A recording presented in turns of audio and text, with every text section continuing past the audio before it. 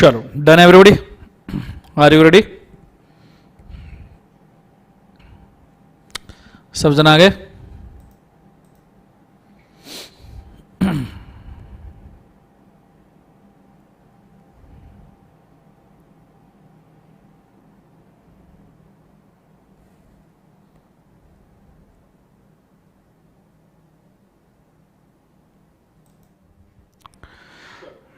चलो स्टार्ट करें। सब जन रेडी है? मुझे कृपया कंफर्म कीजिएगा प्लीज। जॉइन हो गए सब लोग? ओके, बहुत बढ़िया। सो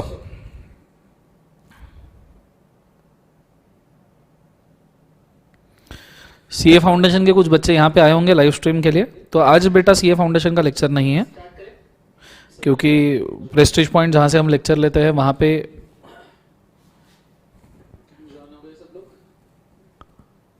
हे भगवान, तो सीए फाउंडेशन का आज लेक्चर नहीं है, ठीक है।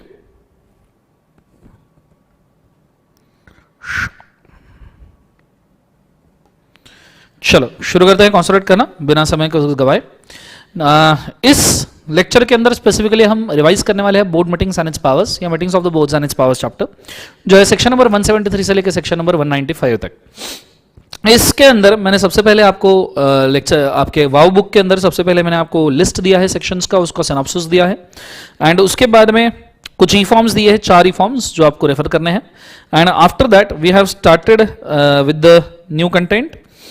और वो जो नई चीज़ है that is 173 board meetings and it's notice के साथ में हम यहाँ पे शुरू करने वाले हैं, ठीक है। अब मुझे पूरा ध्यान बोर्ड के ऊपर चाहिए, कॉन्सेंट्रेट करना डबल ट्रिपल, तो जाके समझ में आएगा, अदरवाइज भाई साहब ये समझ में आना बहुत मुश्किल है।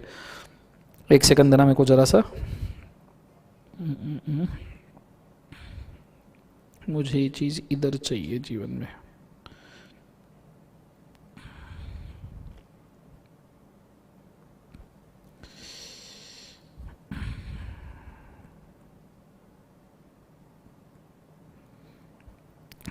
बहुत बढ़िया,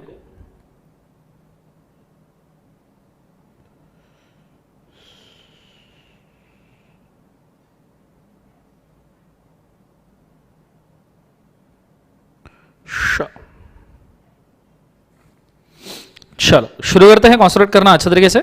हम सेक्शन नंबर 173 से यहाँ पे शुरू करने वाले हैं। आपके 2 पेजेस के ऊपर एक डायग्राम यहाँ पे फैला हुआ होगा, वो 2 पेजेस का जो फैला हुआ डायग्राम है कृपया उसको हम सबसे पहले कवर अप कर लेते हैं। Ready, let's go. वो है सेक्शन नंबर 173 का, उसके अंदर पूरा 173 खत्म हो जाएगा। सबसे पहली बात है सेक्शन 173 2 चीजों के बारे में डिस्कस करता है। पहला है मैनर ऑफ मीटिंग, कि बोर्ड मीटिंग किस प्रकार लिया जाएगा, और दूसरे बारे में ये बात करता है that is notice of the board meeting, ठीक है। मैनर ऑफ बोर्ड मीटिंग ये बेसिकली 2 पार्ट में डिवाइडेड है, valid conduct of board meeting and number of board meetings. Valid conduct of board meeting के लिए आप any time any day any place पे board meeting ले सकते हो। आर्टिकल चाहे तो डे टाइम प्लेस बोल सकता है, और अगर आप आर्टिकल के हिसाब से बोर्ड मीटिंग ले रहे हो तो एज पर एओए अगर आप बोर्ड मीटिंग ले रहे हो तो नोटिस देने की जरूरत नहीं है, ऐसा लॉजिकली डिसाइडेड है। बट आईसीआई के हिसाब से हर केस में नोटिस लगता है, तो भले ये आर्टिकल बोले या आर्टिकल ना बोले आपको नोटिस देना जरूरी है। ये चीज को आपने बड़े अच्छे तरीके से याद रखना। उसके बाद में meeting other than as per AOA, अगर other than article of association आप मीटिंग ले रहे हो तो नोटिस आपको देना जरूरी है, आपको 100% नोटिस देना जरूरी है अगर अदर देन आर्टिकल अगर आप ले रहे हो क्या बोर्ड मीटिंग, तो ये चीज को बड़े अच्छे से ध्यान देना। फिर उसके बाद में सवाल उठता है नंबर ऑफ बोर्ड मीटिंग्स कितने लेने हैं, तो याद रखना एक कैलेंडर ईयर में आपको 4 बोर्ड मीटिंग्स लेना कंपलसरी है, with a maximum gap of 120 days between 2 board meetings. एक कैलेंडर ईयर में 4 बोर्ड मीटिंग, 2 बोर्ड मीटिंग के बीच का gap 120 days. Last calendar year में लास्ट बोर्ड मीटिंग और नेक्स्ट कैलेंडर ईयर का फर्स्ट बोर्ड मीटिंग, इनके बीच में भी मैक्सिमम 120 डेज का ही गैप होना चाहिए। फॉर एग्जांपल आप 25-26 के लिए लास्ट बोर्ड मीटिंग जो ले रहे हो और 26-27 की फर्स्ट बोर्ड मीटिंग में भी मैक्सिमम 120 डेज का ही गैप हो सकता है। बोर्ड मीटिंग इज कॉल्ड, मतलब आपने 120 डेज के गैप में बोर्ड मीटिंग कॉल किया, पर it cannot be held for want of quorum, want of quorum की वजह से वो बोर्ड मीटिंग हो नहीं पाया, तो ऐसे सिचुएशन में स्टिल उसको valid conduct of board meeting ही बोला जाता है, ठीक है। उसको still valid board meeting count किया जाएगा और उसे कॉन्ट्रावेंशन नहीं माना जाएगा, ठीक है। ये चीज को याद रखना। अब बोर्ड मीटिंग कितने प्रकार और किस किस प्रकार से ले, इसके लिए कुछ एग्जामिशन है। जैसे नॉर्मल कंपनी में तो भाई साहब फर्स्ट बोर्ड मीटिंग 30 दिन में लेना चाहिए, और 2 बोर्ड मीटिंग जो सब्सिक्वेंट बोर्ड मीटिंग में मैक्सिमम मिनिमम साल में 4 बोर्ड मीटिंग। आईएफएससी कंपनीज में फर्स्ट बोर्ड मीटिंग 60 डेज में लेना चाहिए, और 2 बोर्ड मीटिंग का मैक्सिमम गैप मिनिमम 6 मंथ्स हो सकता है, ये चीज बोली है। एंड सेक्शन 8 कंपनी 30 डेज के अंदर बोर्ड मीटिंग लेना चाहिए, और 2 बोर्ड मीटिंग मिनिमम 1 ईयर के अंदर, और हर एक बोर्ड मीटिंग एक 6 मंथ्स में। दोनों में सेम है कि 2 बोर्ड मीटिंग नहीं है, हर 6 महीने में 1 बोर्ड मीटिंग लेना जरूरी है। सेम ओपीसी, स्मॉल, डॉर्मेंट और प्राइवेट स्टार्टअप कंपनी को भी एप्लीकेबल होता है। अब ये हो गया बोर्ड मीटिंग कितने। अब बात करते हैं नोटिस की। नोटिस मिनिमम 7 डेज की आपको बोर्ड मीटिंग में देनी पड़ेगी। इसको आप कृपया डिवाइड करें 2 पार्ट में, एक वो कंपनी जिसमें आईडी एप्लीकेबल है, एक वो कंपनी जिसमें आईडी एप्लीकेबल नहीं है। तो जिन कंपनीज में आईडी एप्लीकेबल नहीं है, इंडिपेंडेंट डायरेक्टर, वहां 7 डेज की नोटिस रिकमेंडेड है। क्यों? क्योंकि आप जब ये एक्सेप्शन पढ़ोगे तो आपको समझ में आएगा कि ये रिकमेंडेड क्यों है। तो जहां इंडिपेंडेंट डायरेक्टर एप्लीकेबल नहीं है वहां 7 डेज की नोटिस रिकमेंडेड है, क्योंकि जहां पे इंडिपेंडेंट डायरेक्टर एप्लीकेबल है वहां पे अगर आप शॉर्ट नोटिस देते हो 7 डेज से शॉर्ट, तो बोला गया है कि शॉर्ट नोटिस वैलिड रहेगी अगर एक इंडिपेंडेंट डायरेक्टर उसको अटेंड करता है। वन आईडी अगर अटेंड करता है, भले ही वो मीटिंग में फेवर में वोट करे, अगेंस्ट वोट करे, कैसे भी वोट करे, पर अगर शॉर्ट नोटिस में एक आईडी भी मीटिंग अटेंड करता है तो मीटिंग वैलिड हो जाएगी। अब इसीलिए बोला है कि दूसरे कंपनीज में 7 डेज का नोटिस ये रिकमेंडेड है। यहां एक आईडी भी अटेंड करता है तो भी मीटिंग वैलिड है 7 दिन से, शॉर्ट नोटिस है ना। दूसरी चीज यहां बोली है एक्सेप्शन को एक्सेप्शन। एक्सेप्शन को एक्सेप्शन मतलब आपने शॉर्ट नोटिस दिया, चलो एक आईडी ने अटेंड किया, बहुत अच्छी बात है, अगर एक आईडी ने अटेंड किया बहुत अच्छी बात है, वैलिड है। पर अगर आपने शॉर्ट नोटिस दिया और एक आईडी ने अटेंड भी नहीं किया, शॉर्ट नोटिस भी दिया और आईडी आया भी नहीं, तो रेजोल्यूशन पास करो और सभी डायरेक्टर में सर्कुलेट करो। सर्कुलेट करके एक आईडी का उसके ऊपर फेवर में ही वोट ले लो। देखो आईडी आता है तो फेवर अगेंस्ट कुछ भी वोट कर सकता है, पर अगर आईडी नहीं आता तो घर पे उसके रेजोल्यूशन जाएगा और फेवर में वोट लेना पड़ेगा, तभी जाके वो रेजोल्यूशन और वो मीटिंग वैलिड होगा, अदरवाइज वो मीटिंग और रेजोल्यूशन दोनों इनवैलिड होगा। तो देखो एक्सेप्शन को एक्सेप्शन है। वापस बोलता हूं एक बार, 7 डेज के नोटिस को एक्सेप्शन है, शॉर्ट नोटिस एक आईडी ने अटेंड करना चाहिए, और शॉर्ट नोटिस एक आईडी ने अटेंड करने को एक्सेप्शन है कि घर पे नोटिस भेजो, एक आईडी का फेवर में वोटिंग ले लो।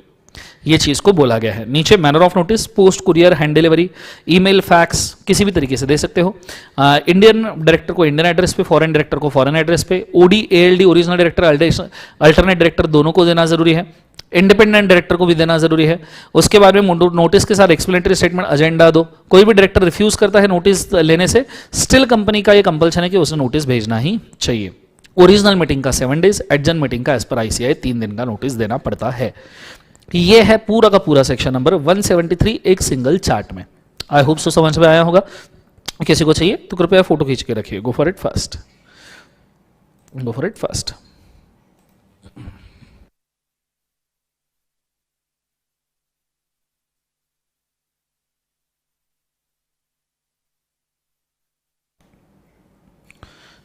डन एवरीबॉडी, फोटो खींच लिया, यहां का भी खींच लीजिए। थैंक यू सो मच बेटा Diwakar, thank you so much. Suicide की भी धमकी क्यों ना दे डायरेक्टर, वो नोटिस उसके घर पे भेजेंगे, हमने ये चीज डिस्कस किया था। चलो गुड। ये होने के बाद में 173 का पूरा कंटेंट नीचे दिया है कि किस तरीके से नोटिस वगैरह जाती है, वही मैंने ऊपर डिस्कस किया। एक चीज यहां पे नीचे डिस्कस करनी है कि भैया स्मॉल कंपनी है, डोरमेंट कंपनी या स्टार्टअप कंपनी है, उनमें बोर्ड मीटिंग किस तरीके से होगी, तो उसके लिए टेबल दिया है और मैंने वो क्रॉस रेफरेंस में दिया है कि पब्लिक कंपनी अगर स्मॉल कंपनी, काफी खास टेबल है, बड़े अच्छे से ध्यान देना। पब्लिक कंपनी स्मॉल कंपनी है तो पहले तो पब्लिक कंपनी स्मॉल नहीं हो सकती, इसलिए उसको नॉर्मली ही बोर्ड मीटिंग लेना पड़ेगा। प्राइवेट कंपनी अगर स्मॉल कंपनी है तो उसको एक board meeting in each half of the calendar year में लेना है और 2 बोर्ड मीटिंग साल भर में लेना है। मिनिमम गैप 90 डेज का होना चाहिए। 1 पर्सन कंपनी है तो 1 board meeting each half of calendar year और 90 डेज का गैप होना चाहिए। डोरमेंट कंपनी है पब्लिक तो 1 board meeting each half of calendar year और 90 डेज का गैप। प्राइवेट डोरमेंट है फिर भी सेम, ओपीसी डोरमेंट है फिर भी सेम।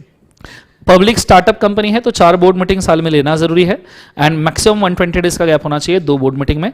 प्राइवेट अगर स्टार्टअप है तो वही 1 board meeting half of calendar year, 2 board meeting and 90 days का गैप, यहां पे भी सेम। सेक्शन 8 कंपनी है पब्लिक तो 1 board meeting half of 6 months and 90 days का गैप। प्राइवेट में भी सेम। ओपीसी ये सेक्शन 8 कंपनी हो ही नहीं सकता। तो ये चीज मैंने यहां पे मेंशन करके रखी है। आई होप सो कि आपको अच्छे से समझ में आई होगी। ठीक है, ये चीज होने के बाद में अगला वाला सब चीजें मैंने एक्सप्लेन कर दिया। अब मैं जा रहा हूं कोरम के ऊपर। अब बेसिकली अगर देखा जाए तो कोरम का सेक्शन जो है वो 174 2 पार्ट में डिवाइडेड है, एक है कोरम और एक है एडजर्नमेंट। कोरम की हम बात करें तो बोर्ड मीटिंग का कोरम होता है 1/3 और 2 डायरेक्टर्स और as per AOA whichever is higher. If the quorum is not present in the meeting, then meeting will be adjourned to the same time, same place, same day next week, या तो फिर जिस तरीके से adjournment agree किया है। Resolution conduct का quorum अलग होता है, मतलब मीटिंग कंडक्ट का कोरम अलग होता है और 184 सेक्शन के हिसाब से, 184 में हम इसको क्रॉस रेफर करेंगे। As per section number 184 resolution conduct का कोरम भी भाई साहब अलग होता है। सेक्शन 184 ने बोला है कि रेजोल्यूशन कंडक्ट का कोरम ये आपको देखना ही पड़ेगा। मतलब बोर्ड मीटिंग कंडक्ट का कोरम तो ये 1/3 और 2 डायरेक्टर्स है, बट रेजोल्यूशन कंडक्ट का कोरम में डिसइंटरेस्टेड डायरेक्टर 2 से ज्यादा होने चाहिए, ये हम 184 में देखेंगे। If the above condition is not complied the resolution is कबल एक बार जो से वैलिड। सो ये रिजोल्यूशन इज वॉइड। अगर आपने कंप्लाई नहीं किया, 2 से कम डायरेक्टर्स है डिसइंटरेस्टेड, तो रिजोल्यूशन वॉइड हो जाएगा। फिर आती है कोरम की बात। अगर कोरम की वजह से मीटिंग एडजर्न हुई है, एडजर्न मीटिंग कोरम की वजह से हुई है, तो वो नेशनल हॉलिडे पे नहीं हो सकती, वो आपको नेक्स्ट डे पे लेना पड़ेगा। अगर अनफिनिश्ड बिजनेस की वजह से मीटिंग एडजर्न हुई है तो आप एनी डे पे ले सकते हो, ठीक है, उसमें कोई रिस्ट्रिक्शन नहीं है।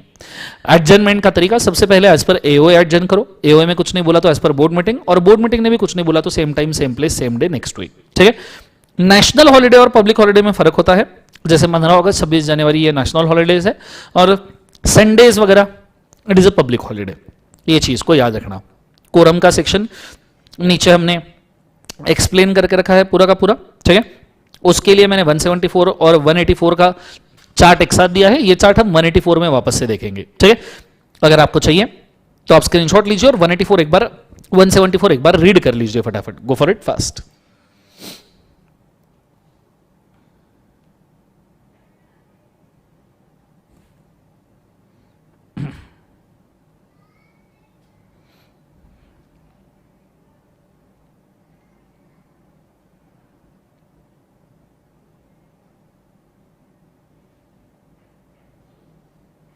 कुणाल बेटा, क्लास के अंदर मैंने ऑलरेडी कंफर्म किया, वो विचेवर इज लैटर ही, उसको विचेवर इज लैटर ही माने, ठीक है। अभी एक्सप्लेन करने के लिए कुणाल उसके लिए समय नहीं है, exam point of view whichever is later ही माने। स्क्रीनशॉट ले लिया सबने, हाँ है ना। 174 कृपया एक बार रीड करना, कोरम के लिए वही चीजें बोली है, देखो एक बार वापस से पढ़ता हूं, चाहिए तो मार्किंग कर लो। पर्सन वीडियो कॉन्फ्रेंसिंग या खुद ऑडियो विजुअल में इनसे अटेंड कर सकता है। कोरम इज 1/3 और 2 directors whichever is higher. Section 8 company 1/4 director का कोरम बोल सकता है।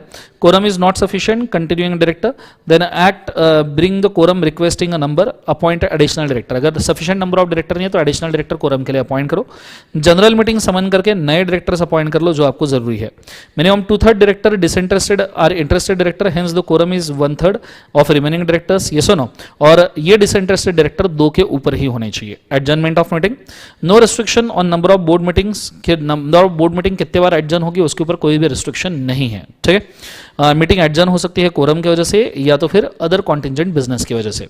Adjournment held as per AOA first, या तो फिर same time same place same day next week के ऊपर होगा। इनसफिशिएंट कोरम की वजह से next succeeding to national holiday, national holiday के ऊपर कोरम की वजह से मीटिंग एडजर्न हुआ है तो नेशनल हॉलिडे पे नहीं हो सकता, आपको सक्सीडिंग डे पे लेना पड़ेगा। मीटिंग एडजर्न अनफिनिश्ड बिजनेस की वजह से भी हो सकता है, उसमें कोई दिक्कत नहीं है, वो मीटिंग नेशनल हॉलिडे के ऊपर हो सकता है। If original meeting was held on public holiday, adjourn meeting for want of quorum falls on national holiday, then adjourn meeting shall be held on next succeeding day, वही बोला है। Interested director का यहाँ पे कच्चा चिट्ठा दिया है, पर मैं आपको रादर ये बोलना चाहूंगा यहाँ से तो पढ़ो ही पढ़ो, प्लस 184 से अगर आप इसको प्रॉपरली पढ़ो तो काफी अच्छी बात होगी।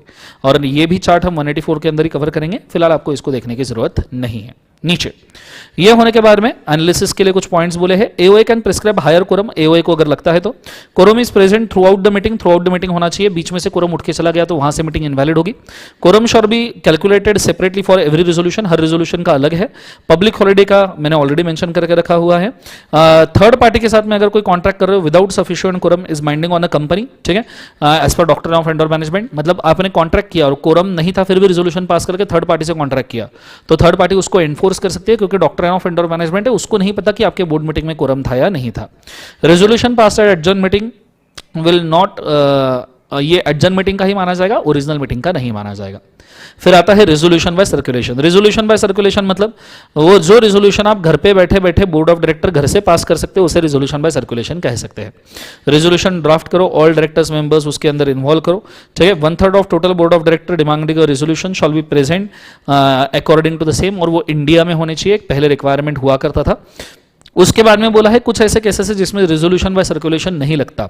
Section 68 buyback, 164 casual vacancy, 179 powers of board meeting अभी हम देखेंगे, 184 disclosure of interest by director, उसका 188 भी ले लो, रिलेटेड पार्टी ट्रांजैक्शन सेम इसमें। फिर 182 that is political contribution, 186 loans and investment, 203 WTKMP। ये पहले हुआ करता था पर अब वॉलंटरी बाइंडिंग का सेक्शन ही डिलीट हो चुका है तो उसका भी कोई काउंटिंग नहीं है। यहां पे खत्म होता है आपका सेक्शन नंबर 175। अगले सेक्शन के ऊपर हम जा रहे हैं, नेक्स्ट सेक्शन है section number 176, that is a validity of acts of director.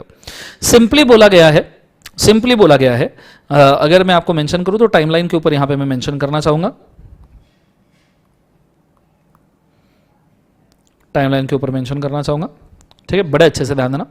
सम जो मिस्टर एक्स को हमने यहां अपॉइंट किया, जिसने मॉरल टर्प्टिट्यूड किया था, कंपनी ने उसको अपॉइंट किया। एक्चुअली वो 164 के हिसाब से डिस्क्वालीफाइड डायरेक्टर था, पर कंपनी को आइडिया नहीं था, इसलिए अपॉइंट किया। ये काम करता गया और आरओसी ने इसको आगे जाके नोटिस दी कि डायरेक्टर डिस्क्वालीफाइड है। तो सवाल उठता है ड्यूरिंग दिस पीरियड इसने एक्स ने जो एक्टिविटी की है या एक्ट किया है वो वैलिड है, इनवैलिड है? तो आंसर आता है वैलिड है, because doctrine of indoor management and section 176 validity of acts of director, it is valid. And उसके आगे के एक्ट्स ये हम इनवैलिड कंसिडर करेंगे। क्या कंसिडर करेंगे बोले बाजू से? इनवैलिड। ये चीज को आपने बड़े अच्छे से याद रखना है। नाउ वही चीज यहां पे बोली है, if the appointment of the director is irregular or disqualified disregard of the fact of the company, such a appointment made in good faith, अगर ये अपॉइंटमेंट आपने गुड फेथ में किया है तो ऐसे सिचुएशन में till the date defect comes to the knowledge of the company act valid रहेंगे, after such a defect comes to knowledge of company ये इनवैलिड रहेंगे। फिर नीचे मेंशन करके रखा है कि acts done by managing director shall not be validated under 176। अब मैनेजिंग डायरेक्टर के एक्ट यहां वैलिडेट नहीं होंगे क्योंकि दोज आर वैलिडेटेड इन 196, वो 196 सेक्शन के अंदर वैलिडेट होते हैं। हम 196 में इसको रेफर करेंगे। और ये डिसाइड किया गया था वैकरी सोरियर कारालिया बैंकिंग कंपनी, भयंकर नाम है, जीवन में कभी याद नहीं रहता, ठीक है। सो उस हिसाब से ये एक्ट 196 में ही वैलिडेट होंगे। The provision of the validity of act is not applicable to chairman, ये चेयरमैन को एप्लीकेबल नहीं होता है कंपनी के, ये बेसिकली सिर्फ डायरेक्टरियल वर्क के लिए ही एप्लीकेबल होता है, ठीक है। Person who deal with the director having notice of the defect और disqualification are not protected by 176। हाँ, कोई अगर बंदा है थर्ड पार्टी जो डायरेक्टर से कॉन्ट्रैक्ट कर रहा है, ये जानते हुए भी कि यहाँ के एक्ट इनवैलिड है, यहाँ के एक्ट क्या है बोले बाजू से? इनवैलिड है, स्टिल अगर वो काम कर रहा है तो ऐसे सिचुएशन में, उस सिचुएशन में हम ये मानेंगे कि भाई साहब सभी के सभी एक्ट इनवैलिड है।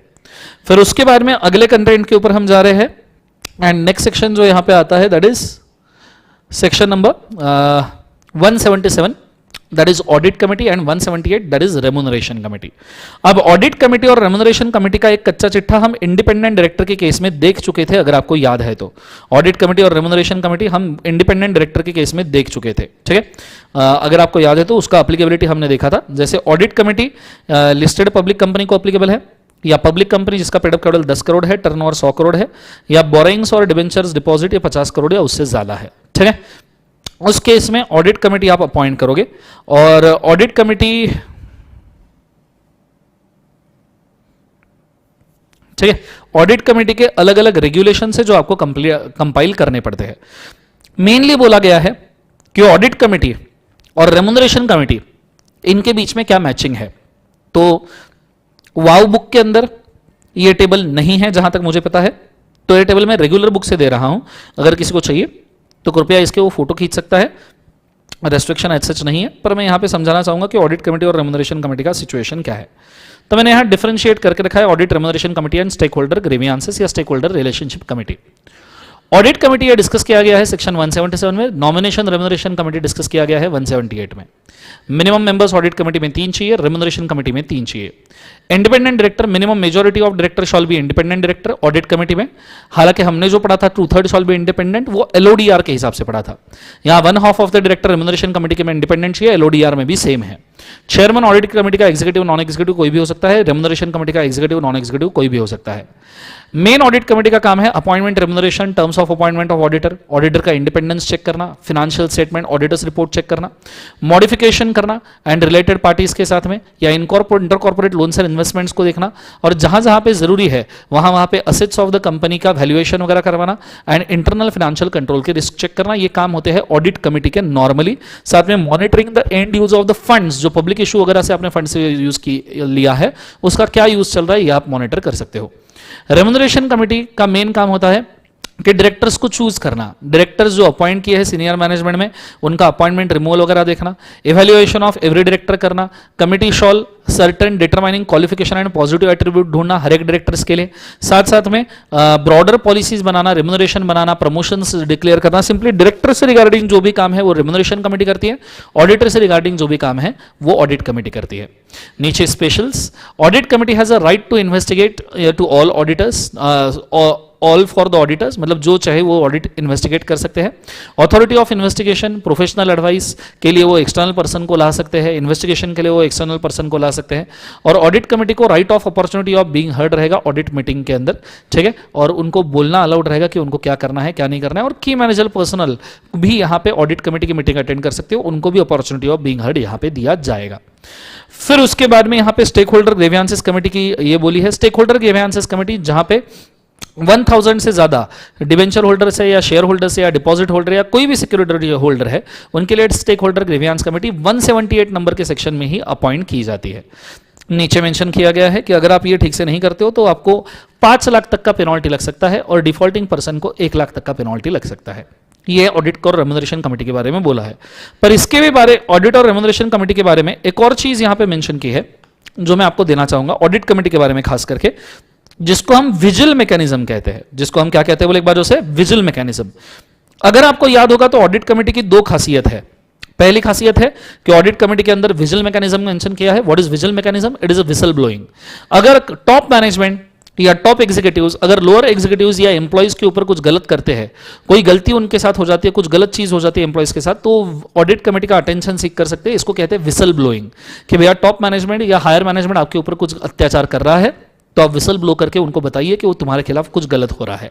नॉर्मली वर्कमैन और एम्प्लॉय ये चीज को यूज कर सकते हैं ऑडिट कमेटी के। और दूसरा, audit committee related party transaction में एक ओमनिबस अप्रूवल देता है। ओमनिबस अप्रूवल मतलब प्रीपेड अप्रूवल।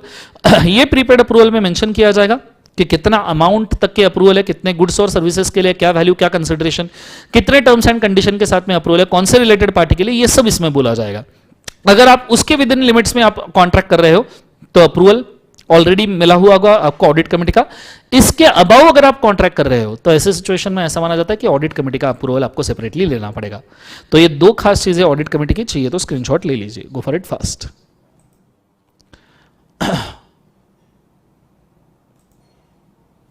चाहिए तो स्क्रीनशॉट ले लीजिए। और समझ में आ रहा है कि कृपया मुझे कमेंट करके बताइए सब लोग कि समझ में आ रहा है या नहीं आ रहा है। नियरली 125 से 150 बच्चे ऑनलाइन हैं, बहुत बढ़िया, शानदार बच्चों। क्लियर हो रहा है क्या?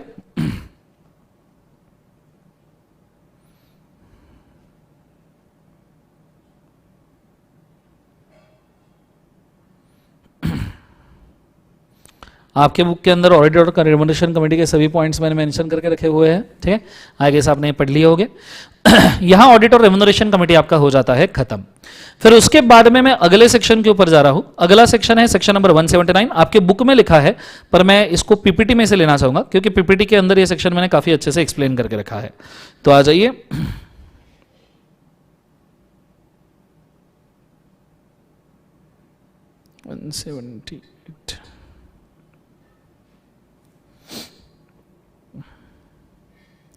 थोड़ा स्पीड बढ़ा लो अब ऑलरेडी। और क्या स्पीड बढ़ाऊं नरेंद्र बेटा, बोलते बोलते यहाँ पे जबान लड़खड़ा रही है। अब इससे ज्यादा और क्या स्पीड बढ़ाऊं जीवन में? थोड़ा स्पीड बढ़ा लो। चलो नेक्स्ट। सो हम जाते हैं नेक्स्ट वाले कंटेंट के ऊपर। यह है सेक्शन नंबर 179। सेक्शन नंबर 179 में दिया है powers of the board meeting. और पावर्स ऑफ बोर्ड मीटिंग मतलब ये पावर सिर्फ बोर्ड मीटिंग में ही आप यूज कर सकते हो। इसके लिए रेजोल्यूशन बाय सर्कुलेशन पास नहीं होगा। देखो पावर्स ऑफ बोर्ड मीटिंग के 2 मतलब है, ठीक है। पावर्स ऑफ बोर्ड मीटिंग के 2 मतलब है। पूछो कौन से, अच्छे से पूछो कौन से, ठीक है। पावर्स ऑफ बोर्ड मीटिंग के 2 यहां पे एडवांटेजेस है। पहला कि जनरल मीटिंग ये पावर्स को यूज नहीं कर सकती। ये पावर एक तो इनिशिएट ही बोर्ड मीटिंग के ऊपर होंगे और बोर्ड मीटिंग के ऊपर ही एग्जीक्यूट किए जाएंगे, तो जनरल मीटिंग नहीं कर सकती। और दूसरा सेक्शन 175 का रेजोल्यूशन बाय सर्कुलेशन यहां वर्क नहीं करेगा, ये पावर बोर्ड मीटिंग में ही यूज होंगे।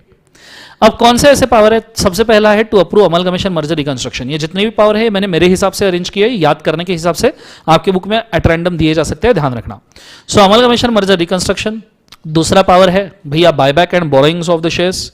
तीसरा कॉल्स ऑन द शेयर्स। चौथा डिवेंचर्स और डाइवर्सिफिकेशन एंड डिपॉजिट्स। पांचवा invest the funds of the company. छठवा that is quarterly half yearly annually financial statements को अप्रूव करना। सातवां गिविंग गारंटी और providing any kind of security. उसके बाद में आठवां होल्डिंग ऑफ द कंपनी और सब्सटेंशियल कंट्रोलिंग स्टेक किसी भी कंपनी में लेना, या इंटरनल ऑडिटर को अपॉइंट करना, जॉब देना की मैनेजरल पर्सन को, एंड उसके बाद में लोन ग्रांट करना, ठीक है। और पी फॉर पब्लिक डिपॉजिट यहां पे आ रहा है। सर 12 पावर है, याद कैसे करें? बहुत सिंपल है बेटा। ए फॉर अमलगमेशन, अमलगमेशन मर्जर 230 से लेके 230 से लेके 240 में डिस्कस किया गया है सीए फाइनल पे। बायबैक बोरोइंग, ये सेक्शन 180 के अंदर हम बोरोइंग अभी देखेंगे। डिवेंचर डाइवर्सिफिकेशन 71 एंड डाइवर्सिफिकेशन का जो भी सेक्शन होगा। इन्वेस्टमेंट सेक्शन नंबर 186 के अंदर। फाइनेंशियल स्टेटमेंट सेक्शन 137 के अंदर। गारंटी और सिक्योरिटी जो आप प्रोवाइड करना चाहते हो वो सेक्शन 185 एंड साथ में सेक्शन नंबर 186 के अंदर दोनों जगह पे कवर अप की जाती है। होल्डिंग और कंट्रोलिंग स्टेक 186 के अंदर। इंटरनल ऑडिटर 137 के अंदर। उसके बाद में job to key managerial person 203, loan 185 and 186 के अंदर। Public deposit section 76। सो आप इनको याद कर सकते हो। A for amalgamation merger, B for buyback borrowing, C for calls on share, D for debenture diversification and deposits भी ले लीजिए। E फॉर E, ये हिंदी वाला ही है, ये हिंदी वाला ही। E for investment, F for financial statement, G for guarantee and security, H for holding, I for internal auditor, J to job for key managerial person, L for loan. Public deposit हमने D के अंदर cover up कर लिया। Clear है? इतने powers है। सो ABCD के हिसाब से आप याद रख सकते हो। ठीक है। साथ में इसमें से कुछ 3 पावर ऐसे है, जैसे मैं आपको मेंशन करूं, जैसे इन्वेस्ट द फंड्स, उसके बाद में taking a loans and borrowing. ये 3 पावर ऐसे है, ये 3 पावर मैनेजमेंट चाहे तो डिलीगेट कर सकता है। देखो, borrowing of the monies, invest the funds and granting of the loan, ये 3 पावर मैनेजमेंट चाहिए तो डिलीगेट कर सकता है कुछ स्पेसिफिक डायरेक्टर को, जैसे committee of directors, managing director, manager या कोई भी प्रिंसिपल ऑफिसर को, क्योंकि ये बहुत ऑर्डिनरी बिजनेस की पावर, ये डे टू डे बिजनेस में लगते हैं। एज ये power day to day business में लगते हैं, इसके लिए बोर्ड मीटिंग अप्रूवल के लिए रखेंगे तो पावर यूज ही नहीं कर पाएंगे, बिजनेस आगे बढ़ ही नहीं पाएगा। सो ये 3 पावर आप डेलीगेट कर सकते हो। ये है आपका सेक्शन नंबर 179। आपके बुक के अंदर मैंने 179 दिया है, ये किसी को अगर स्क्रीनशॉट लेना है ले लीजिए, लिखना है लिख लीजिए, गो for it fast.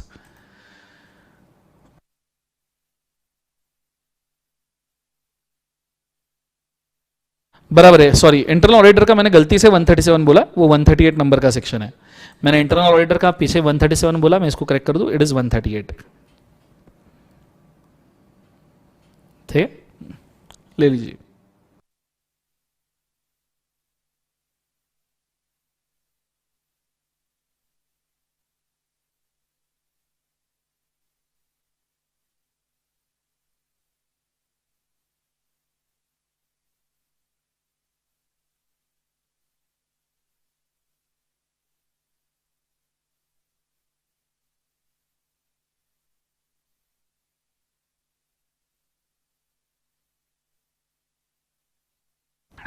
Done everybody, बोलिए यस और नो। शानदार। तो यहां पे 179 आपका होता है खत्म। 179 के बाद में अब मैं अगले सेक्शन के ऊपर जाना चाहूंगा, जो काफी काम का सेक्शन है, और इस सेक्शन के ऊपर ऑपरेशन मिसमैनेजमेंट का एक हमारा केस पूरा का पूरा डिपेंडिंग है। तो मैं उस सेक्शन के ऊपर जाना चाहूंगा। आ जाइए बच्चों फटाफट, तुरंत से भी पहले मैं अभी आपका लेना चाहूंगा सेक्शन नंबर 180। ठीक है, पूरा ध्यान मुझे बोर्ड के ऊपर चाहिए, काफी काम का सेक्शन है, ध्यान देना। सेक्शन नंबर 180 कहता है that is a powers of general meeting कौन कौन से है, कि जनरल मीटिंग कौन कौन से पावर्स यूटिलाइज कर सकता है जो बोर्ड मीटिंग के पास नहीं है। अब ये पावर जनरल मीटिंग के पास इसलिए दिए है क्योंकि अगर ये पावर बोर्ड मीटिंग के पास में देते तो ऐसे सिचुएशन में ये क्वाइट पॉसिबल था कि भैया बोर्ड मीटिंग इन पावर का मिसयूज कर ले, एंड बोर्ड मीटिंग इस पावर का मिसयूज ना करे, इसीलिए ये पावर जनरल मीटिंग के हाथ में दिए गए हैं। जैसे सबसे पहला पावर जनरल मीटिंग के हाथ में दिया है that is sale of undertaking. अगर कंपनी का सब्सटेंशियल अंडरटेकिंग सेल करना है, सब्सटेंशियल अंडरटेकिंग मतलब 20% of net worth, 20% of net profit या 20% of substantial block of the asset, अगर आप ये सेल करना चाहते हो, इसमें से कोई भी कंडीशन कंप्लाई हो, ऐसा अगर असेट आप सेल करना चाहते हो तो आपको जनरल मीटिंग का स्पेशल रेजोल्यूशन लगेगा। ठीक है, नहीं तो क्या होगा कि कंपनी के asset board of director profit मिल रहा है इस चक्कर में बेच देंगे, कंपनी आगे बिजनेस कर ही नहीं पाएगी, तो बहुत गलत बात है। सो सब्सटेंशियल है जीएमएसआर, नॉन सब्सटेंशियल है जैसे कोई फर्नीचर वर्नीचर बेचना है, स्क्रैप वैप बेचना है, तो उसके लिए जीएमएसआर की जरूरत नहीं है, बोर्ड वो कर सकता है। दूसरा, investment in other than trust securities. अगर कंपनी को कंपेंसेशन मिलता है कंपलसरी एक्वाजिशन से या अमलगमेशन से कंपेंसेशन मिलता है और वो बड़ा कंपेंसेशन है और कंपनी कहीं इन्वेस्ट करना चाहती है, तो बोला है इन्वेस्टमेंट ट्रस्ट सिक्योरिटीज में करना चाहिए। ट्रस्ट सिक्योरिटीज मतलब गवर्नमेंट गिल्ट सिक्योरिटीज। और अगर इसमें कंपनी इन्वेस्टमेंट नहीं करता है, कोई अदर इन्वेस्टमेंट करता है, तो उसके लिए जनरल मीटिंग का स्पेशल रेजोल्यूशन पास किया जाएगा। ये बोला गया है। रिस्की इन्वेस्टमेंट है तो जीएमएसआर, ट्रस्ट सिक्योरिटीज का इन्वेस्टमेंट है तो कोई दिक्कत नहीं। फिर तीसरा बोला है बोरोइंग। अब बोरोइंग हमने 179 में अभी अभी देखा था, बोरोइंग वाला पावर। तो अगर आप बोरिंग स्पेसिफिक लिमिट में कर रहे हो, जैसे आपका existing boring plus proposed boring, मतलब जो अभी तक के बोरिंग किया है प्लस जो नया बोरिंग कर रहे हो, लॉन्ग टर्म वाला specifically, if it is less than paid up capital free reserve securities premium, मतलब ये boring paid up capital free reserve securities premium से अगर कम है, एग्जिस्टिंग प्लस जो करने जा रहे हो वो कम है, तो आपको बोर्ड का ऑर्डिनरी रेजोल्यूशन लगेगा सिर्फ प्रपोज्ड बोरिंग के लिए। Proposed boring board ordinary resolution से हो सकता है। लेकिन आपका एग्जिस्टिंग जो अभी तक लिया और जो आगे लेने वाले हो बोरिंग, वो एक्सीड करता है paid up capital free reserve securities premium को, तो जनरल मीटिंग का स्पेशल रेजोल्यूशन आपको पास करना पड़ेगा, जीएमएसआर। अगर आपने जनरल मीटिंग का स्पेशल रेजोल्यूशन आपको लगेगा फॉर लॉन्ग टर्म बोरोइंग्स या तो फिर शॉर्ट टर्म बोरोइंग के केस में, कैपिटल एक्सपेंडिचर के केस में लगेगा। जनरल मीटिंग का स्पेशल रेजोल्यूशन बोरोइंग ये शॉर्ट टर्म बोरोइंग के केस में नहीं लगता, एक्सेप्ट फॉर कैपिटल एक्सपेंडिचर, मतलब कैपिटल एक्सपेंडिचर के लिए लगेगा।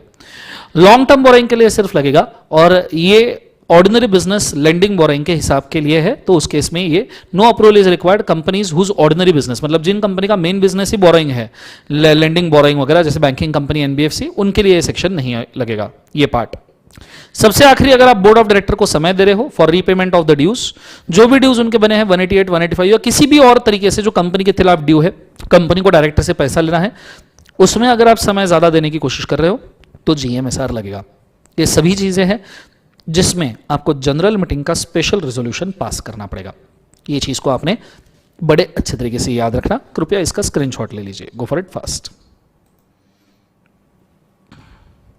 ये सेम हम ऑपरेशन मिसमैनेजमेंट चैप्टर में ये चीज आएगी री मलयालम प्लांटेशंस इंडिया लिमिटेड के अंदर।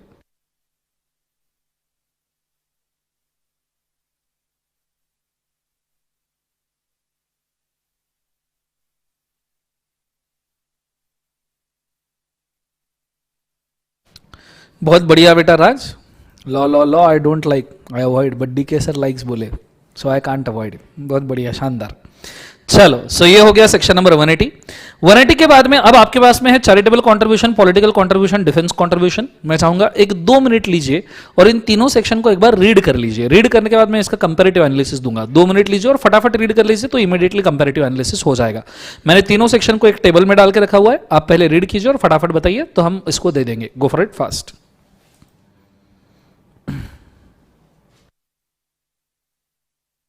बोरिंग के केस में 60% वाला नहीं है, वो सेक्शन 186 वाली बात है बेटा।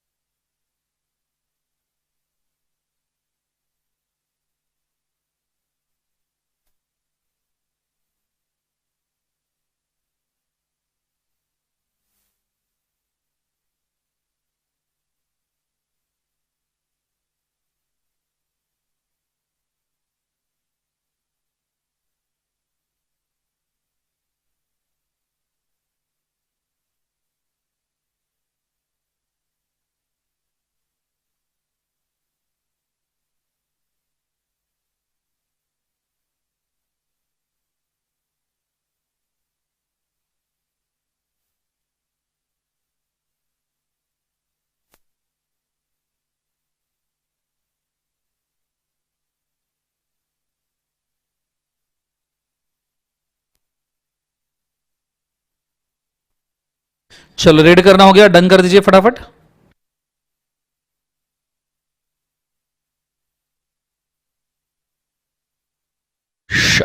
रीड करना हो गया तो इसको एक बार फटाफट फटाफट देख लेते हैं, आ जाइए फटाफट। सो चैरिटेबल कंट्रीब्यूशन 181 में है, पॉलिटिकल 182 में, डिफेंस कंट्रीब्यूशन 183 में। Charitable applicable to all, political applicable to all, defence too applicable to all. आप बोलोगे सर पर दो कंपनी नहीं कर सकती, वो नीचे लिखा है। Not allowed to, allowed to all, यहां पे भी allowed to all. Political contribution government company और जो कंपनी का एज 3 साल से कम है, मतलब 365 डेज मल्टीप्लाइड बाय 3 से कम है, वो ये नहीं कर सकते। Limit of contribution 5% of average net profit आप चैरिटेबल कंट्रीब्यूशन कर सकते हो लास्ट 3 ईयर्स में। पॉलिटिकल में नो लिमिट, कोई भी कंट्रीब्यूशन कर सकते हो। डिफेंस में भी कोई लिमिट नहीं है। अप्रूवल 5% तक के बोर्ड का ऑर्डिनरी, अबव 5% जनरल मीटिंग का ऑर्डिनरी रेजोल्यूशन। यहां पे कितना भी करो बोर्ड का ऑर्डिनरी रेजोल्यूशन, यहां पे कितना भी करो बोर्ड का ऑर्डिनरी, जनरल मीटिंग का ऑर्डिनरी या पर्सन ऑथोराइज भी कर सकता है। Disclosure, amount of contribution and nature of fund, यहां पे भी same, contribution political party and person, यहां पे contribution and nature of fund. अगर आपने कॉन्ट्रीब्यूशन कर दिया तो सिर्फ पॉलिटिकल कंट्रीब्यूशन ने पेनल्टी बोली है, सिर्फ पॉलिटिकल कंट्रीब्यूशन ने पेनल्टी बोली है, और जो बोली है that is 5 times of the contribution, jail up to 6 months and fine up to 5 times of the contribution। ठीक है, तो ये चीज यहां पे मेंशन की है कंपनी एंड ऑफिसर के लिए। लेकिन चैरिटेबल कंट्रीब्यूशन और डिफेंस में कोई पेनल्टी मेंशन नहीं की है, और हमने अभी जस्ट देखा थोड़ी देर पहले सेक्शन 172 में, जहां कोई भी स्पेसिफिक पेनल्टी नहीं होती, वहां पे आपको 450 की पेनल्टी लगती है, सेक्शन 450 की, जो है 10,000 प्लस 1,000 पर डे, जो चैरिटेबल और डिफेंस कंट्रीब्यूशन में लगेगी। तो यहां पे पूरा का पूरा चैरिटेबल पॉलिटिकल डिफेंस कंट्रीब्यूशन एक झटके में कवर किया है। आप चाहिए तो स्क्रीनशॉट ले सकते हो। गो फॉर इट फास्ट। समझ में आया क्या? मुझे जरूर बोलना। सब जन कृपया कमेंट कीजिए, लेक्चर को लाइक कीजिए, अगर आपको पसंद आ रहा है तो लाइक कीजिए, और कमेंट करके मुझे बताइए सच में समझ में आ रहा है क्या, और एक झटके में हुआ है क्या, जरूर बताइए। Go for it fast.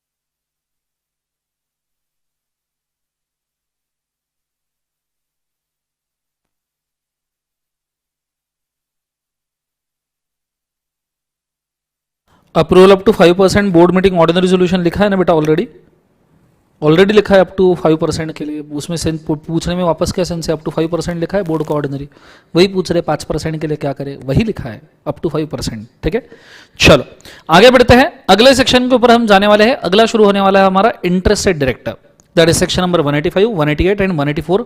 ये पहले हमको 3 सेक्शन यहाँ पे कवर करने हैं। अब मैं थोड़ा सा यहाँ पे एट रैंडम जाना चाहूंगा। सबसे पहले मैं जाना चाहूंगा सेक्शन नंबर 185 में, क्योंकि 185 और 188 देखने के बाद में ही 184 देखा जा सकता है, उसका मजा तभी आएगा। ठीक है, बड़े अच्छे से बोर्ड के ऊपर ध्यान देना। 5% of average net profit of last 3 years, बेटा यहां ऊपर लिखा हुआ है ना 5% of average net profit of last 3 years. अब जीवन में अब क्या मतलब, क्या बोले? ठीक है, नीचे। सो ध्यान दो बच्चों, ध्यान दो, फोकस करो। So now we are going for section 185, loans to directors. Loan to director, ये अगर सेक्शन समझना है तो इसका एक बेसिक बृहद वाक्य, एक बेसिक स्टेटमेंट याद रखना। कंपनी ने ऐसे किसी भी पर्सन को लोन नहीं देना चाहिए जो पर्सन डायरेक्टली या इनडायरेक्टली उस लोन को कंट्रोल कर सकता है।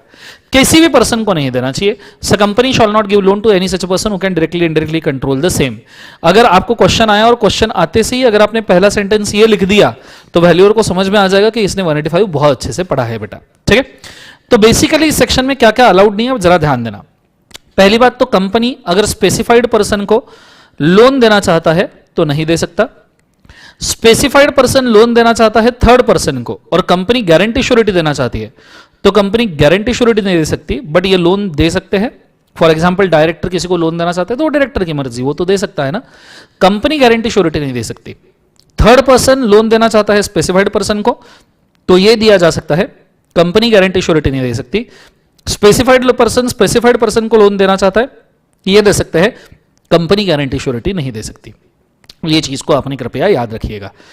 नीचे ये चीज को याद रखना, ये चीज एक तो प्रोहिबिटेड है, ये चीज एक तो प्रोहिबिटेड है, या इसके लिए जनरल मीटिंग का स्पेशल रेजोल्यूशन लगेगा। पर इस सेक्शन के भी कई सारे एग्जाम्पशंस है, वो चीज को हमको पहले थोड़ा सा समझना पड़ेगा। क्या क्या एग्जाम्पशन है?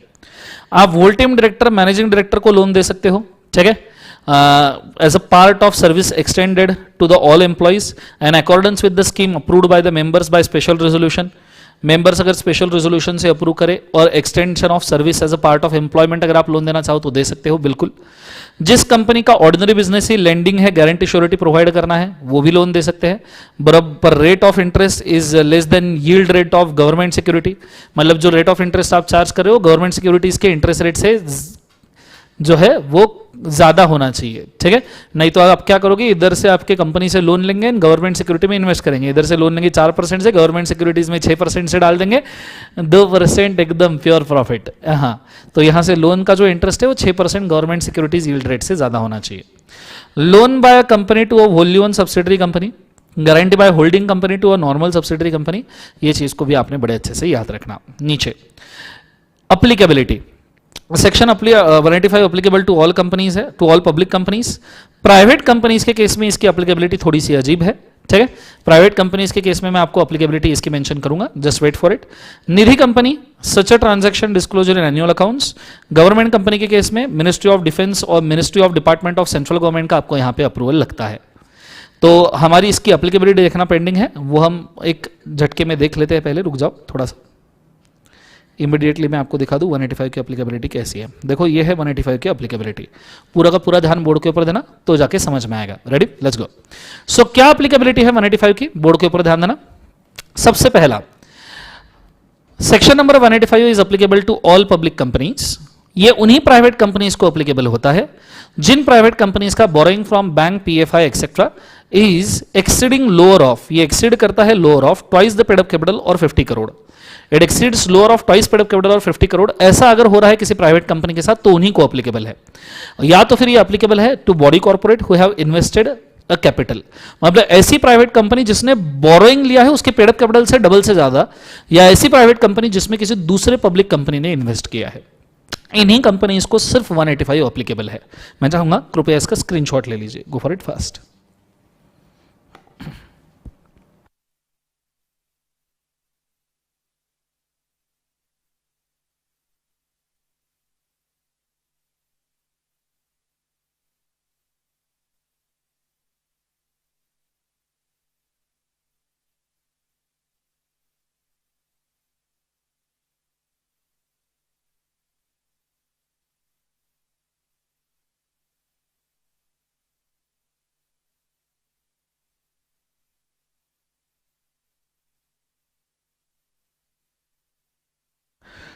डन एवरीबॉडी, ले लिया स्क्रीनशॉट। अब ये समझ में आया तो ये एप्लीकेबिलिटी है 185 का, इसको आपने बड़े अच्छे से याद रखना। ये चार्ट को कृपया आप आपके वाव बुक के अंदर ऐड कर सकते हो, या उसके हिसाब से भी मैंने लिखा हुआ है, वो भी आपको समझ में आ सकता है। नीचे सेक्शंस मेंशन करके रखा हुआ है कि 185 के अंदर क्या होगा क्या नहीं होगा, और फिर मेंशन करके रखा है स्पेसिफाइड पर्सन वगैरह। अब मैं जरा स्पेसिफाइड पर्सन ले लूं सेक्शन नंबर 185 का। पहला, सेक्शन 185 में सबसे पहला स्पेसिफाइड पर्सन है director of lending company and it's holding company, ठीक है। सो अगर आपकी कंपनी लेंडिंग कंपनी है, उसका डायरेक्टर है क्यू, तो आप उसको लोन नहीं दे सकते, ये लोन देना अलाउड नहीं है। देखो नीचे क्रॉस करके रखा है। आप होल्डिंग कंपनी के डायरेक्टर पी को भी लोन नहीं दे सकते, ये भी क्रॉस करके रखा हुआ है। हां, आप सब्सिडरी कंपनी के डायरेक्टर आर को लोन दे सकते हो, जो आपकी सब्सिडरी कंपनी है आप उसके डायरेक्टर आर को लोन दे सकते हो। ये चीज को आपने बड़े अच्छे तरीके से यहां पे याद रखना है कि सब्सिडरी कंपनी है उसके आर को आप लोन दे सकते हो। सो बेसिकली देखा जाए तो होल्डिंग कंपनी खुद के डायरेक्टर को लोन दे सकती, लेंडिंग कंपनी खुद के डायरेक्टर को लोन दे सकती, सब्सिडरी खुद के नहीं। बट जो लेंडिंग कंपनी है, this is a company in question, तो ये ना कि खुद के डायरेक्टर को लोन दे सकती है ना ही होल्डिंग के, यहां तक कि सब्सिडरी कंपनी भी होल्डिंग कंपनी के डायरेक्टर को लोन नहीं दे सकती। So director of lending company and it's holding company ये डिस्क्वालिफाइड है, ये स्पेसिफाइड पर्सन है, इनको लोन नहीं दिया जा सकता किसी भी सेंस में। दूसरा है relative of such a director, मतलब लेंडिंग कंपनी है, लेंडिंग कंपनी का डायरेक्टर डी है, उसका रिलेटिव आर है, तो आर को लोन नहीं दिया जा सकता, ठीक है। रिलेटिव में कौन कौन आता है?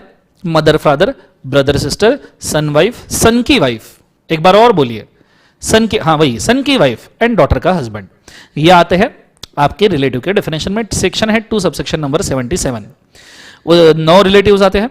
फिर तीसरा, partner of such a director, और साथ में any firm in which such a director और relative is a partner.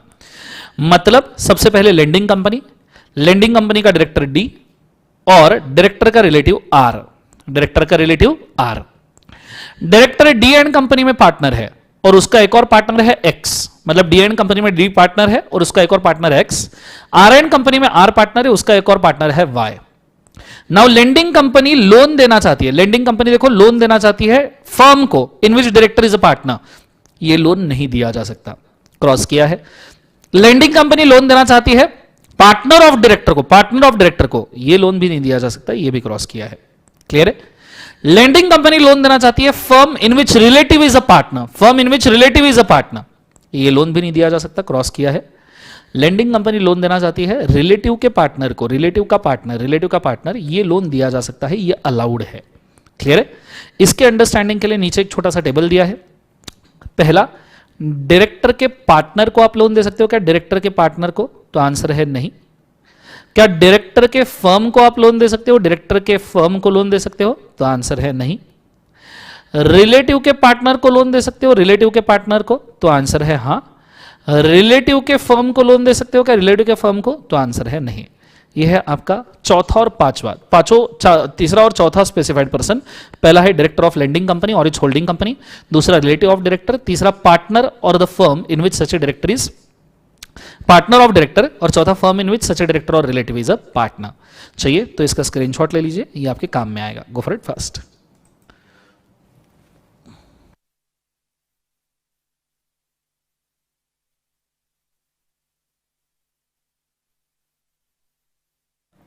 Of course public company को अप्लीकेबल है बेटा जय, तो डीम पब्लिक कंपनी को भी अप्लीकेबल होगा ही होगा। चलो तीसरा और चौथा हो गया। पांचवें केस में मैं जा रहा हूं, any private company in which such a director is director और मेंबर, कोई भी प्राइवेट कंपनी, सो लेंडिंग कंपनी है, लेंडिंग कंपनी का डायरेक्टर डी प्राइवेट लिमिटेड में डायरेक्टर था, क्रे प्राइवेट लिमिटेड के अंदर मेंबर था। तो lending company D private limited को लोन देना चाहती है, दे सकती है क्या? नहीं। के प्राइवेट लिमिटेड को लोन देना चाहती है, दे सकती है क्या? नहीं। क्लियर है? ये चीज को याद रखना। प्राइवेट कंपनी के private company in which director is director और मेंबर लोन नहीं दिया जा सकता। सो यहां पे मैंने लिखा है देखो, प्राइवेट कंपनी जिसमें डायरेक्टर ये डायरेक्टर या मेंबर है, इन दोनों को लोन नहीं दिया जा सकता, पर जिसमें डायरेक्टर का रिलेटिव ये डायरेक्टर मेंबर है, इन दोनों को लोन दिया जा सकता है। ठीक है? ये चीज को आपने याद रखना चाहिए, तो इसका भी स्क्रीनशॉट लेके रखिए। गो for it fast.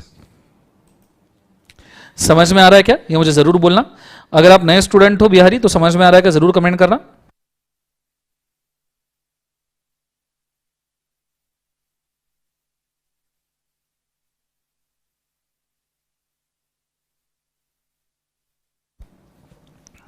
Done everybody? हो गया सबका? बहुत भारी, शानदार, जबरदस्त, जिंदाबाद। फिर उसके बाद में any body corporate at a general meeting of which not less than 25% और टोटल वोटिंग पावर में बी एक्सरसाइज्ड। ठीक है? अच्छा हाँ, एक चीज तो रहेगी, इस प्राइवेट कंपनी को लोन नहीं दिया जा सकता ऐसा नहीं है। आप चाहो तो इन प्राइवेट कंपनी को, ऐसे प्राइवेट कंपनी को लोन दे सकते हो by general meeting special resolution for principal business activity, for principal business activity, मतलब उस कंपनी के मेन बिजनेस के लिए लोन दिया जा सकता है with general meeting special resolution. So यहां से पांचवा, छठवां और सातवां, ये स्पेसिफिकली तीनों के लिए, आप तीनों के लिए लिख सकते हो जीएमएसआर से लोन दे सकते हैं for main business activity, principal business activity. Clear है? तीनों के लिए, जहां जहां तीन, प्राइवेट कंपनी, पब्लिक कंपनी, तीनों के लिए। फिर आता है बॉडी कॉर्पोरेट जिसका 25% of voting power is exercise और कंट्रोल बाय डायरेक्टर और सच डायरेक्टर्स। ठीक है? मतलब लेंडिंग कंपनी है, लेंडिंग कंपनी लोन देना चाहती है एबीसी लिमिटेड को, बट एबीसी लिमिटेड का 10% होल्ड कर रहा है एफ, 10% होल्ड कर रहा है ई और 10% होल्ड कर रहा है डी। ये तीनों के तीनों डायरेक्टर है लेंडिंग कंपनी के, तीनों 10% होल्ड कर रहे हैं, तो तीनों मिला के 30% हो गया भाई साहब। तो क्या ये लोन दिया जा सकता है? नहीं। अगर देना है तो जनरल मीटिंग का special resolution for main business, for main business. Clear है कंसेप्ट? ये चीज को याद रखना। सो public any body corporate whose 25% or more voting power held by such directors. सातवां, any body corporate or body director, board of director or managing director are accustomed to act accordance with the instructions of the directors of lending company. मतलब ऐसी company जिसके directors, देखो lending company ABC limited को loan देना चाहते हैं, but ABC limited के जो बोर्ड ऑफ डायरेक्टर है ना, उनको डायरेक्शंस देते हैं एफईडी, ये तीन डायरेक्टर्स इनको डायरेक्शन देते हैं। तो क्या ये लोन दिया जा सकता है? नहीं। जब ये board of director accustomed to act है एज पर डीईएफ, तो इस कंपनी को लोन नहीं दिया जा सकता, क्योंकि डायरेक्ट इनडायरेक्ट कंट्रोल है। देना भी है तो इसके लिए जनरल मीटिंग का कौन सा resolution? Special plus main business activity के लिए होगा। मेन बिजनेस के लिए आप ये लोन दे सकते हो। ये चीज को आपने बड़े अच्छे से याद रखना। क्लियर है कंसेप्ट? ये चीज अगर आपको समझ में आई तो बढ़ते हैं आगे। अगर आपने कॉन्ट्रावेंशन किया तो पेनल्टी मेंशन करके रखी है मैंने, इंप्रिजनमेंट 6 महीने तक के हो सकता है, 5 लाख से 25 लाख का फाइन हो सकता है। डिफॉल्टिंग ऑफिसर को, डायरेक्टर को भी 6 महीने का इंप्रिजनमेंट, 5 लाख से 25 लाख। अगर आप लोन रिपे कर देते हो तो उतना इंप्रिजनमेंट प्रोपोर्शनेटली कम हो सकता है। पर इस केस में कुछ ऐसी चीजें हैं जिनको लोन नहीं माना जाता, ठीक है।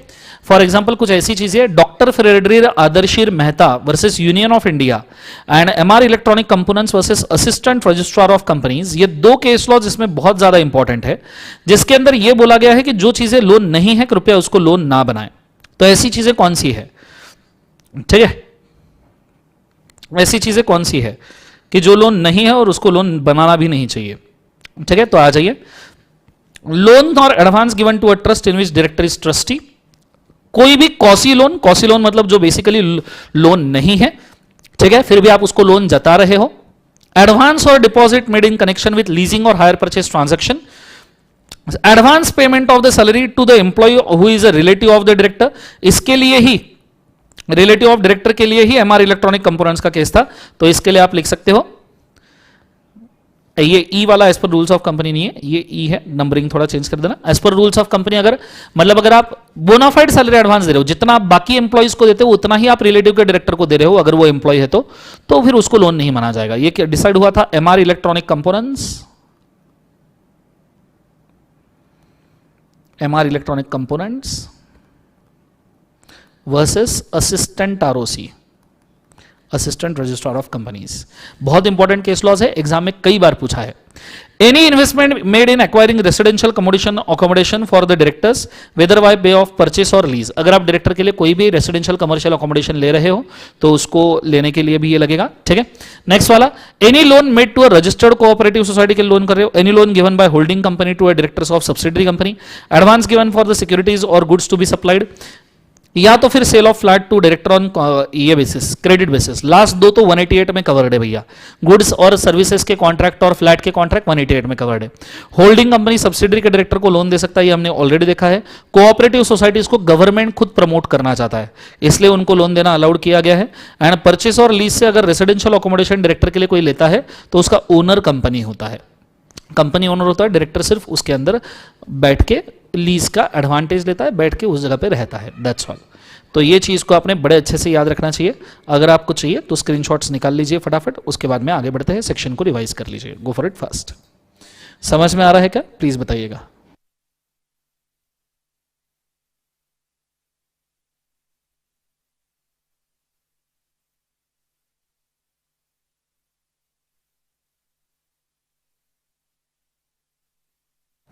चलो डन एवरीबॉडी।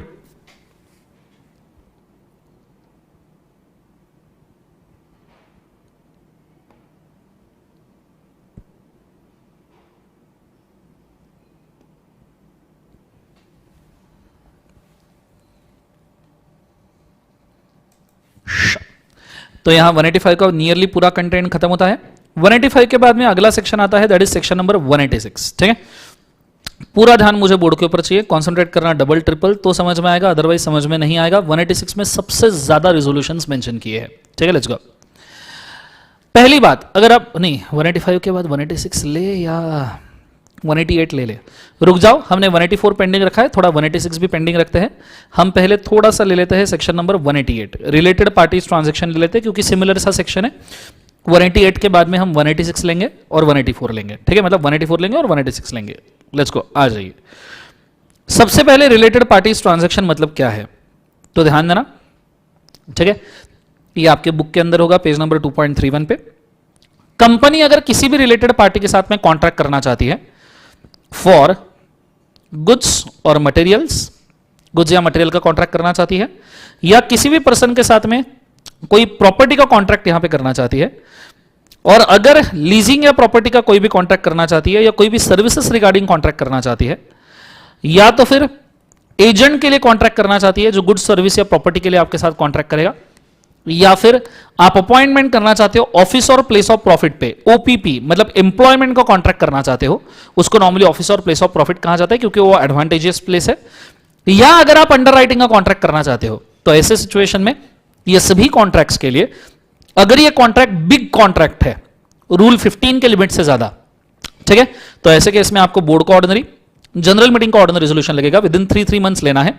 और अगर ये स्मॉल कॉन्ट्रैक्ट है तो ऐसे सिचुएशन में आपको 3 मंथ्स में सिर्फ बोर्ड का ऑर्डिनरी रेजोल्यूशन लगेगा। ऑब्वियस सी बात है, जो ऑडिट कमेटी का ओमनीबस अप्रूवल है वो तो आपको दोनों जगह पे लगना ही है। सो ओमनीबस अंडर सेक्शन 177 यहां पे भी लगना है, एंड ओमनीबस अंडर सेक्शन 177 यहां पे भी लगना है। सो ओमनीबस अप्रूवल जो है वो आपको दोनों जगह पे लगना है अंडर सेक्शन नंबर 177। ये चीज को आपने बड़े अच्छे तरीके से याद रखना। क्लियर है? उसके लिए नीचे एक्सेप्शंस दिए गए हैं, ठीक है, कि कौन से केस में अप्रूवल नहीं लगेगा। Transaction is executed in ordinary course of business and for arm length price and valuable consideration, तो ये ट्रांजैक्शन एग्जम्प्ट है। कॉन्ट्रैक्ट किया है होल्डिंग कंपनी ने वोल्डी ओन सब्सिडरी कंपनी के साथ में, तो भी ये एग्जम्प्ट है। ठीक है, तो 188 ये दोनों सिचुएशंस के अंदर नहीं लगेगा। क्लियर है? याद रखना। फिर उसके बाद में आता है मीनिंग ऑफ रिलेटेड पार्टी। मैं आपको थोड़ा सा बताना चाहूंगा कि आप ऑथोराइज मतलब स्पेसिफाइड पर्सन से रिलेटेड पार्टीज कैसे याद रख सकते हो। अगर आपको स्पेसिफाइड पर्सन याद होगा तो आप रिलेटेड पार्टीज भी बड़े आसानी से याद रख सकते हो। मैं आपको स्पेसिफाइड पर्सन से यहां पे रिलेटेड पार्टी बनाना सिखा सकता हूं। ठीक है, अगर आप बड़े अच्छे से ध्यान दो तो। स्पेसिफाइड पर्सन में हमने 7 लोग देखे थे, बोलो हाँ है ना? किथे गया किथे गया?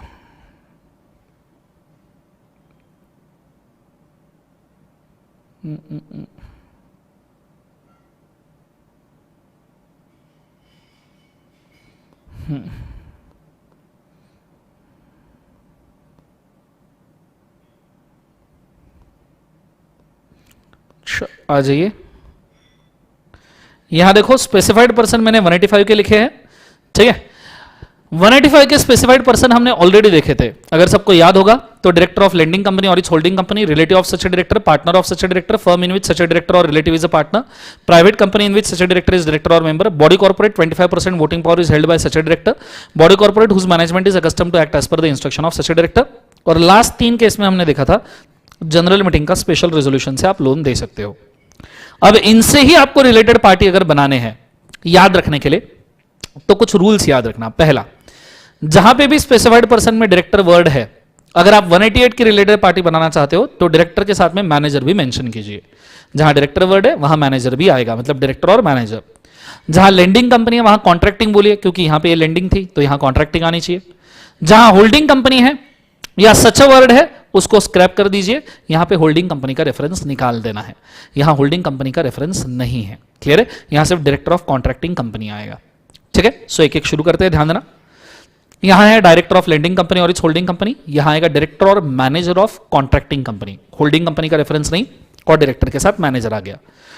दूसरा, यहां है रिलेटिव ऑफ डायरेक्टर, तो यहां पे रिलेटिव ऑफ डायरेक्टर और मैनेजर।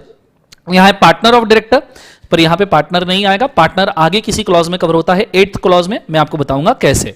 सो पार्टनर यहां नहीं आता, रिलेटेड पार्टी में पार्टनर नहीं होता। Firm in which such a director और रिलेटिव इज अ पार्टनर, तो यहां पे firm in which director manager और relative is a partner. Private company in which such a director is director और member, तो private company in which director और manager is director और member, ये बोला है। Body corporate whose 25% is held by such a director, तो इसको change करना है थोड़ा। Public company in which director manager is a director and director manager और relative hold together more than 2% of paid up capital, दोनों condition जरूरी है इसलिए एंड लिखा है। ऐसा पब्लिक कंपनी जिसमें डायरेक्टर मैनेजर डायरेक्टर भी है और टुगेदर विद रिलेटिव 2% से ज्यादा voting power paid up capital hold करते हैं। Body corporate whose management is accustomed to act as per the director, so body corporate who's accustomed to act as per the instructions of the director or manager of contracting company। उसका logically inverse है 8 वाला, any person as per whose instruction the director manager of contracting company actually act. यहां पे क्या था, body corporate जिसका management director manager के हिसाब से काम कर रहा था, यहां पे बोला है एनी पर्सन जिसके हिसाब से डायरेक्टर और मैनेजर वर्क करेंगे वो पर्सन को भी रिलेटेड पार्टी में ले लो। फिर holding subsidiary associate sister concern और एनी अदर नोटिफाइड पर्सन, और जो हमने पार्टनर काटा था ना वो 8 में कवर होगा, क्योंकि ऐसा कोई भी पर्सन जिसके हिसाब से डायरेक्टर या मैनेजर काम करते हैं वो तो एज गुड एज पार्टनर ही है ना, पार्टनर तो उसके अंदर कवर ही हो जाएगा। तो इस प्रकार आप स्पेसिफाइड पर्सन से भाई साहब रिलेटेड पार्टीज बना सकते हो। चाहिए तो स्क्रीनशॉट ले लीजिए, गो फॉर इट फास्ट।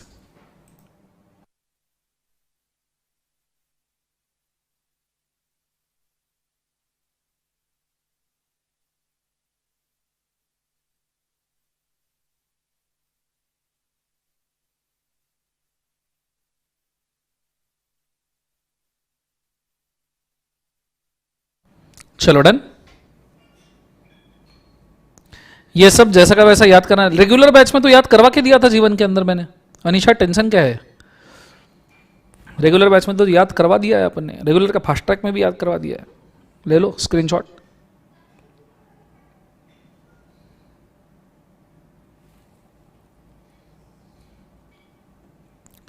थक गया क्या जीवन में?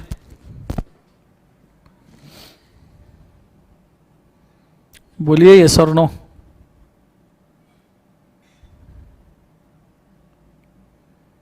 शरोडन ओके। सो ये है रिलेटेड पार्टीज, ट्रांजैक्शन के रिलेटेड पार्टीज जिनको हमने अभी अभी बनाया। ठीक है, बड़े अच्छे से इन रिलेटेड पार्टीज को आपने याद रखना। अब आ जाइए आप वापस से अपने इसके अंदर, बूस्टर के अंदर। ठीक है, सो हमने रिलेटेड पार्टीज को बना लिया। अब मेंशन किया गया है कि अगर आपने इमरजेंसी में कॉन्ट्रैक्ट किया तो क्या होगा। सो बेसिकली मेंशन यहां पे किया गया है कि 1 जून 2025 को डायरेक्टर ने एग्जीक्यूट किया कॉन्ट्रैक्ट इमरजेंसी में, और वो कॉन्ट्रैक्ट प्रॉफिटेबल था, तो 3 महीने के अंदर बोर्ड का ऑर्डिनरी और जनरल मीटिंग का ऑर्डिनरी रेजोल्यूशन आपने लेना चाहिए। अगर आपने नहीं लिया तो कॉन्ट्रैक्ट वॉइडेबल रहेगा बोर्ड मीटिंग या जनरल मीटिंग के हिसाब से, जिसका रेजोल्यूशन लगता है। डायरेक्टर को रिकवरी ऑफ लॉस के लिए स्यू किया जा सकता है। लिस्टेड कंपनी में 25 लाख तक का फाइन, अनलिस्टेड में 5 लाख तक का फाइन है। और यहां पे आई गेस पेनल्टी चेंज हुई है। ये कृपया एक बार इसकी पेनल्टी सेपरेटली देखिएगा, कुछ पेनल्टीज यहां पे चेंज हुई है। ठीक है, तो मैं मेंशन करना चाहूंगा। हाँ, 25 लाख 5 लाख नहीं बराबर है। ठीक है, 25 लाख का और 5 लाख का फाइन है। और नीचे director will be disqualified under section 164 and 167। अगर आपको याद होगा तो 164 167 में वैकेशन ऑफ ऑफिस लगता है। रिलेटेड पार्टी ट्रांजैक्शन करते हो तो 5 साल के लिए डिस्क्वालिफिकेशन है। क्लियर है कंसेप्ट? ये चीज को आपने याद रखना। एक और चीज यहां पे आती है, सर आपने बोला था कि बिग कॉन्ट्रैक्ट्स के लिए बीएम बोर्ड ऑफ ऑर्डिनरी और जनरल मीटिंग का ऑर्डिनरी, और अदर कॉन्ट्रैक्ट्स के लिए यहां पे बोर्ड का ऑर्डिनरी रेजोल्यूशन सिर्फ लगता है। तो सर ये बिग कॉन्ट्रैक्ट्स कैसे पता चलेंगे? इसके लिए भी मैं आपको एक मस्त टेक्निक दिखाना चाहूंगा कि ये बिग कॉन्ट्रैक्ट्स आपको कैसे पता चल सकते हैं, या बिग कॉन्ट्रैक्ट्स आप कैसे याद कर सकते हो। आ जाओ, देखो कॉन्ट्रैक्ट हमारे पास कौन कौन से हैं? Goods, service, property, leasing, agency, OPP, underwriting, इतने कॉन्ट्रैक्ट है। उसमें से एजेंसी का जो कॉन्ट्रैक्ट है वो तो सभी गुड्स, सर्विस, प्रॉपर्टी और लीजिंग के लिए है। मतलब एजेंसी जो है वो तो गुड्स, प्रॉपर्टी, सर्विसेज, लीजिंग के लिए है ना, इसलिए एजेंसी का टेंशन नहीं है कि उसका कैसे कैलकुलेट करें। तो आप गुड्स का जब बोलोगे तो गुड्स थ्रू कंपनी और थ्रू एजेंट हो सकता है, services through company through agent हो सकता है, property through company through agent contract हो सकता है। तो एजेंसी तो इनमें कवर्ड है। अब आप ये सोचो कि गुड्स का मतलब ये कॉन्ट्रैक्ट्स का टर्नओवर से रिलेशन है या नेटवर्थ से रिलेशन है। जिससे भी रिलेशन है उसका 10% लेना। जैसे गुड्स का बिग कॉन्ट्रैक्ट मतलब 10% ऑफ टर्नओवर से ज्यादा अगर गुड्स का कॉन्ट्रैक्ट है, 10% ऑफ टर्नओवर से ज्यादा अगर गुड्स का कॉन्ट्रैक्ट है, तो ऐसे सिचुएशन में हम उसको बेसिकली बिग कॉन्ट्रैक्ट मानेंगे और उसके लिए जीएमओआर भी पास करेंगे। सर्विसेज का कॉन्ट्रैक्ट भी अगर 10% टर्नओवर से बड़ा है तो भी उसको बिग कॉन्ट्रैक्ट मान के लेंगे। नाउ प्रॉपर्टी, देखो गुड सर्विसेज टर्नओवर से